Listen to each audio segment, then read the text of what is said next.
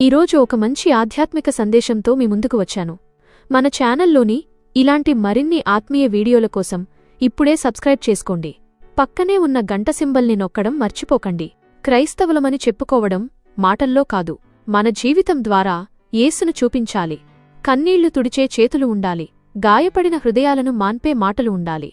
ప్రపంచం ద్వేషం నేర్పితే మనము ప్రేమ నేర్పాలి. అపమానం ఎదురైతే క్షమను ఎంచుకోవాలి. తీర్పు చెప్పడం కాదు, ప్రార్థన చేయడం మన లక్ష్యం కావాలి.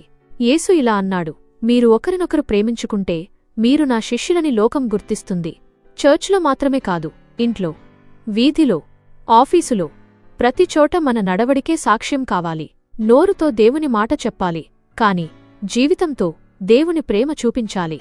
పేదవారిని చూడగానే మన హృదయం కదలాలి. బాధలో ఉన్నవారిని చూసి మన మోకాళ్లు వంగాలి. మనకు లాభం ఉన్నప్పుడు మాత్రమే కాదు, నష్టం వచ్చినా సత్యం వదలకూడదు. యేసుకోసం జీవించడమంటే పరిపూర్ణలమవ్వడం కాదు, ప్రతిరోజూ మారిపోతూ ఉండడం. ప్రభు మమ్మల్ని మాటల క్రైస్తవులుగా కాక జీవితంతో సాక్ష్యం చెప్పే క్రైస్తవులుగా చేయుము. మనలో యేసు కనిపించాలి, మన ద్వారా దేవుని మహిమ వెలుగొందాలి. ఈ సందేశం మీకు ఆశీర్వాదకరంగా అనిపిస్తే ఇతరులకు కూడా షేర్ చేయండి. దేవుని మహిమ కోసం మనమందరం సాక్షులుగా జీవిద్దాం. మరిన్ని వీడియోల కోసం సబ్స్క్రైబ్ చేయడం మర్చిపోకండి. దేవుడు మిమ్మల్ని దీవించునుగాక.